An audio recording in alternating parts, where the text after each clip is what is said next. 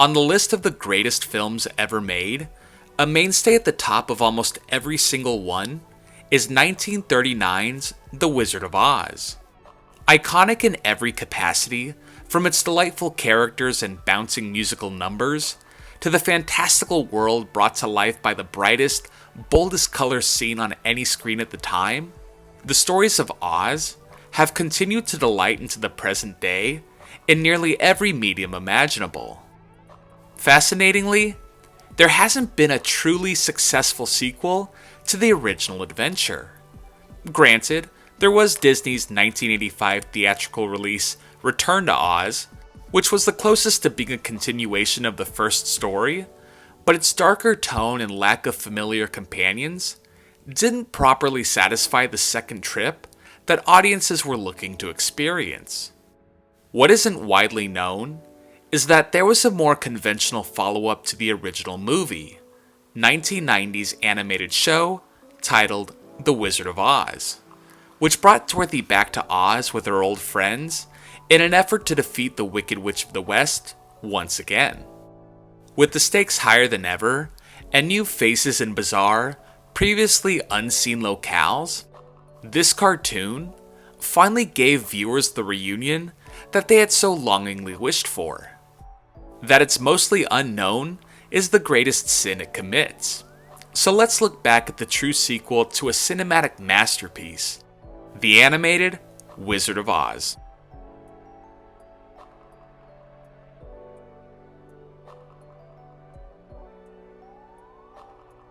Before getting to the show, a brief recap of the original movie is in order to make sense of the cartoon's plot. Dorothy Gale lives on a farm in rural Kansas when a tornado hits, picking up her home, transporting her and her pet dog Toto to Munchkinland, a city in the far-off land of Oz. The house inadvertently lands on the Wicked Witch of the East, thusly killing her. Her sister, the Wicked Witch of the West, comes to retrieve the ruby-red slippers she was wearing. But before she can take them, the good witch Glinda appears, and the shoes materialize onto Dorothy's feet. Glinda instructs Dorothy to follow the yellow brick road, which will lead her to the Wizard of Oz, who can help her get back home. Along the way, Dorothy befriends a Scarecrow who thinks he needs a brain, a Tin Man who yearns for a heart, and a lion who pines to be courageous. The foursome arrive at the Emerald City, where they meet the wizard, a giant, floating, ghostly face, who offers to fulfill their wishes in exchange for the witch's broom. After being captured by the witch's army of flying monkeys, Dorothy accidentally douses the witch in water, causing her to melt to death. The four return to the Emerald City and discover the wizard is actually an old man using a machine to appear as a grandiose figure. To appease them, he rewards the Scarecrow with the diploma, the Tin Man with the heart-shaped timepiece, and the lion with the medal for courage. He agrees to take Dorothy back to Kansas in his hot air balloon, but when she misses her ride, Glinda tells her she can go home by clicking her heels together while wearing the slippers, and when she does, she wakes up in her bed in Kansas, surrounded by her family and friends. This brings us to 1990, where animation studio/production company Deke Entertainment, who had a hand in making a massive cartoons during the 80s and 90s, everything from Sailor Moon to Sonic the Hedgehog, helmed this new adaptation, headed by the writing team of Cliff Ruby and Elena Lesser, who worked in cartoons for decades, most famously writing together on 1997's Cats Don't Dance, and creating the 1995 film Balto. The plot of this show is told through its introduction that runs before every episode. We enter on Dorothy, back in her Kansas home, where her and Toto see the sparkle of the red ruby slippers. She puts them on, clicks her heels, and repeats the phrase, "There's no place like Oz," transporting her back to Munchkinland, where Scarecrow, Tin Man, and Lion await her return. The Good Witch Glinda reveals the Wicked Witch of the West has been resurrected, taken over the Emerald City with her army of flying monkeys, and banished the wizard. Dorothy and her friends lock arms and make their way down the yellow brick road once again to defeat the Wicked Witch and rescue the wizard. This introduction works twofold. In less than a minute and a half, we get the entire backstory leading up to the show's first episode. But the attention to detail is what's really exciting for fans of the franchise. The scene in Kansas is in full black and white before transitioning to color upon her arrival in Oz. The clicking of heels, saying, "There's no place like Oz," mirrors how she left Oz in the first place. And the room moving around her is just like the tornado that initially whisked her away. Most interesting, however, is what we see of the witch's return. The flying monkeys assemble an effigy of her built from sticks and stones, and when they dress it in her cloak, hat, and broomstick, it causes her body to be reborn. The implications for what this means about the witch's life force are fascinating, and quite sinister upon further examination. Was there a spell that was cast to bring her back, or is there something even deeper at play? The witch came back to life once her cloak, hat, and broom were reunited. Does this mean that as long as her items are together, she can be brought back? If they're applied to a person rather than inanimate objects, could the witch inhabit that person's body? Would that mean that the witch's life force is tied to her clothes? Going along with that logic, maybe the witch herself is a human manifestation of this evil entity. Unfortunately, this is never delved into past this, which feels like a missed opportunity, with potential to develop the witch's backstory or tie it into future storylines. What The Wizard of Oz show gets absolutely right that so many other expansions of the movie overlook is bringing back the original characters largely unchanged. Visually, the painted faces are gone, no longer looking like people in makeup and outfits, not to take away from the marvelous costume design, but the cartoon plane takes full advantage in making these non-humans look like the creatures they're intended to be, while still retaining their unique facial features, like the Scarecrow's colored nose. Their identities are kept intact too. Dorothy remains a force of positivity and the leader of the group, confident in herself and her friends, while the Scarecrow, Tin Man, and Lion continue to second-guess themselves in spite of their own heroics. The core four are all wonderfully interpreted by their voice actors, sounding identical to the original counterparts, imitating the same delivery, while also getting to take the characters a little further due to the new situations they're put in, with a healthy dose of cartoonishness appropriately inserted.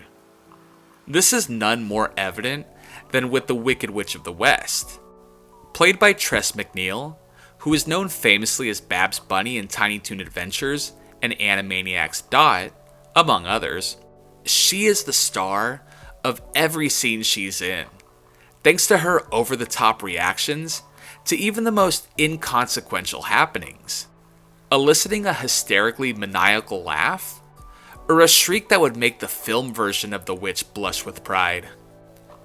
Alongside the main characters are our secondary cast: the benevolent guide Glinda the Good Witch, the Wizard, and the newest addition, Truckle, a gluttonous flying monkey that acts as the Wicked Witch's assistant in terror. He's crude and bumbling, often on the receiving end of the witch's abuse, which typically ends with him as the comic relief. One example being where he blows a bugle to assemble the flying monkey army. He dons sunglasses and begins playing a jazzy little number, which irritates the witch, who crumples up his horn, much to his dismay. He's a fun companion, and is quite formidable on his own when pursuing the group. The crew's journey through formerly unexplored corners of Oz brings with it the discovery of new friends and foes too. There's Popland, a region covered with giant, roving killer jack-in-the-boxes, while another area sees a castle occupied by friendly, albeit militant, life-size nutcrackers. The growing number of personalities varies from light-hearted, such as the fast-talking con artist Hyena, whose slimy personality makes for some good laughs, to surprisingly full of depth. The standout being Nahobin the Wise, an ancient rabbit ruler who forges a crystal ball for the wizard, and whose design and backstory would be just as well at home in Ralph Bakshi's Lord of the Rings movie. These new residents also contribute more insight into the inner workings of the world and how it operates, such as the color in Oz, which is controlled by a group called the Lumineers, who paint everything from the yellow sun to the witch's green face, and when one of them goes missing, that color becomes noticeably absent from the world until they return to their city. With these communities getting attention, it makes Oz a more cartoonish place, but also somehow feels like a functioning society that more believably exists in the same ecosystem together. Now make no mistake, the occupants alone are enough to carry any of these stories told, but the show's greatest strength lies in the tales it tells, and the adherence to its own in-universe rules. Very early on, it's explained that the Wicked Witch cast the wizard from the Emerald City, who escaped in his hot air balloon, and Glinda casts a spell that protects him from the Wicked Witch as long as he remains in the balloon's basket. The Wicked Witch summons a storm cloud to keep him off course from returning to the Emerald City, and the wizard dares not exit the aircraft for his own safety.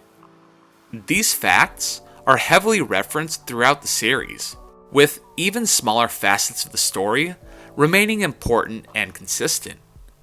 It's established that the Wicked Witch has a crystal ball that only works once a day due to a scratch it sustained when she stole it, and she mentions it anytime she uses it, which is something that could have been ignored for convenience's sake, but instead assists in adding credibility to the story and to the motivations for why certain actions are executed. The number of these details that are kept track of is impressive. A pendulum swinging over a book containing the written history of Oz, which erases those who are in its pages, altering the present. The ruby slippers showing to be able to have their powers negated or wielded by different users who are wearing them. There's multiple ideas that appear in a single episode that could easily run the course of a full season. In what might be the most astonishing piece to this fantasy, however, is the reasonable logic used in these situations. It would be understandable to fully expect goofy hijinks and cartoonish solutions, but what I appreciated most about this show is the practicality every conflict is approached with. In one scene, Dorothy and friends are walking through the desert when the witch attacks. Dorothy attempts to click her heels together to escape, but is sunk deep enough into the sand she can't get them to click, so she takes them off her feet and tries to click them together with her hands. It's an ingenious way of solving the problem that respects the surroundings and the world as a whole, showing that the locations aren't just set pieces, and even they have an impact on the story. And that's the greatest strength that's felt throughout the entire series. There is a regard that is displayed in the writing and handling of the characters. There's never a decision that feels forced for the sake of storytelling, or an out-of-character moment. Ruby and Lesser clearly have an esteem for the brand they've been entrusted with, and the choices these heroes make have realistic consequences that you're willing to go along with because the logic is justifiable. This isn't to say that there aren't moments of animated antics. It is, after all, a comedic leading show. As touched on before, the witch's reactions to everything, by howling at the top of her lungs or scolding with her piercing voice, are as funny the first time as they are the last. And the slapstick is entertaining too, with the Scarecrow literally falling apart, the lion unable to face even the most minuscule of challenges without trying to run away, but Truckle carries the majority of the funniest comedy. Having abuse handed down upon him by the witch, he always has a funny comeback or complaint at her lash-outs. My favorite scene in the entire show is where the Wicked Witch is spying on Dorothy, and Truckle walks up behind the witch while he's eating a bag of popcorn.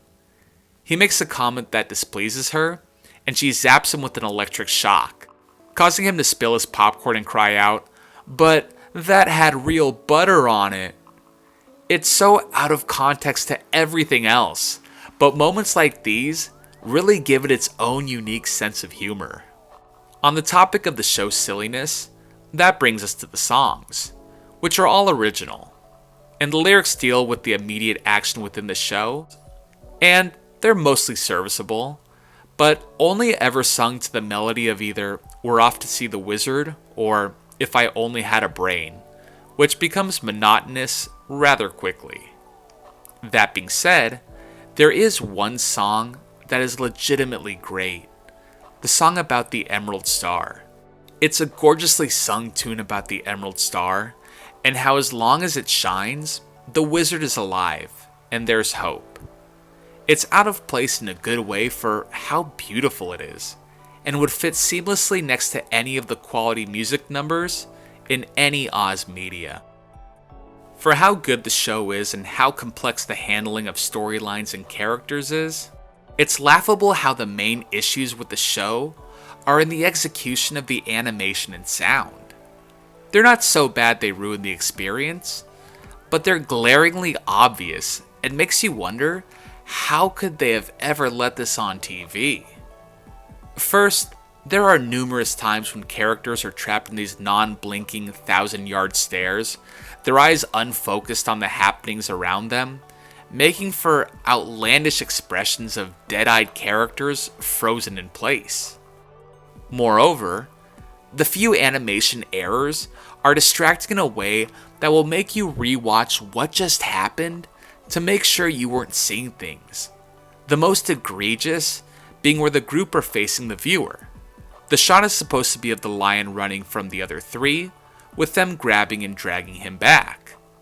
But as the lion is in mid-run, he grows bigger than the Scarecrow and Tin Man, who stand still like mannequins. They finally run ahead of him, but the perspective and the way they're layered is a hilarious mess to watch. The worst offense, though, is the sound mixing, which was a surprise to learn that the show was actually nominated for a Daytime Emmy in Outstanding Film Sound Editing. The sound effects are painfully generic and of free use grade quality. Not only that, but they're out of place, and sometimes not at all in sync with the action being performed. And when the characters go from talking to singing, the audio quality takes a noticeable dip, sounding quieter and further away, presumably due to changing settings in the recording studio. None of this breaks the immersion completely, but it does make for plenty of unintentional humor.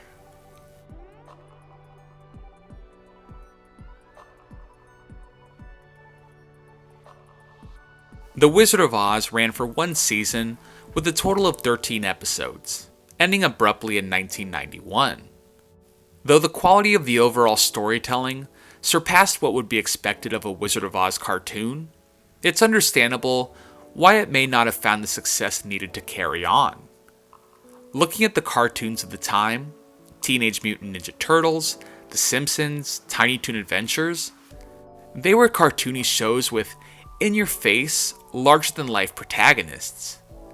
Getting excited about a revived property that was 50 years old at the time, combined with a slower pace, was admittedly an uphill battle.